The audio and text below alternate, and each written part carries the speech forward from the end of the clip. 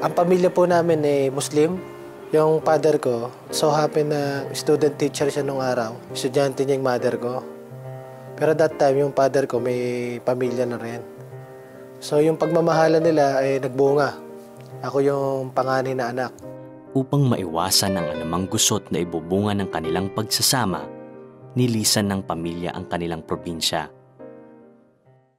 Naging mahirap para kay Abdul at sa kanyang pamilya ang maging Muslim sa bagong kapaligiran na kanilang nilipatan.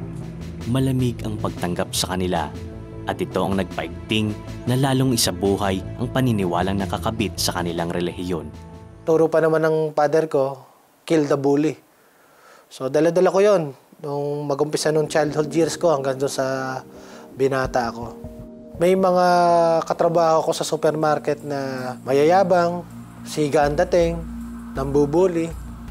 Habang ako yung nagdi-display ng produkto na naka-assign sa akin sa supermarket, challenge ako nung isang trabaho ko rin din sa supermarket. Napikon niya ako.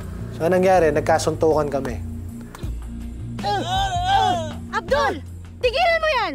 Pag hindi ka tumigil, tatanggalin kita sa trabaho. Ito pong manager na mawat sa amin ay isa palang Kristiyano. Isang mahabang proseso po ang ginawa niya sa akin.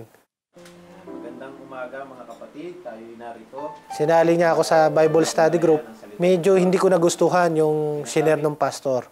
Lagi niyang binibuild up si Jesus daw ganito, si Jesus daw ganito. Ang ginawa ko, pinunit ko yung Bible. Ang isip-isip ko, kinalakayan ko kasi Muslim. So, napikon ako. Ganito man ang naging tugon ni Abdul sa mga narinig. Matyaga pa rin siyang isinama ng kanyang manager sa mga ganoong uri ng pagtitipon. Until one time, nagtanong yung pastor, sino ba yung tao dito na kailangan niya yung kapayapaan?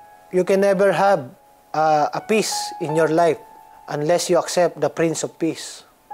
Sino yon? Sabi ko sa isip ko noon. Tinanong ko kung sino yon. Sabi niya si Jesus Christ. Habang nalalangin, nakapikit ang mga mata, nagtaas ako ng kamay. Gusto kong tanggapin si Jesus Christ. Tinanggap ko siya as my personal Lord and Savior ng aking buhay. Di matutumbas ang kapayapaan ang ngayon nag-uumapaw sa buhay ni Abdul. Sinisikap niya ngayon na maibahagi sa kapwa Muslim ang nararanasang kapayapaan mula kay Isa Almasi o Heso Kristo. Dati po, si Abdul Ibra is a troublemaker. And ngayon po, dati po si Abdul Ibra is a troublemaker. And ngayon po, sinisikap ko po maging peacemaker po natin na Muslim.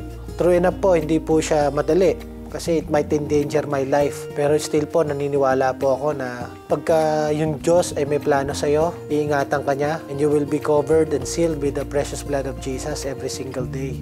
Ginagawa ko po ito upang mas marami pa pong Muslim na ma-reach out po at makakilala po na si Jesus Christ o si Isa Almasi ay siya po ang tunay na Panginoon Diyos.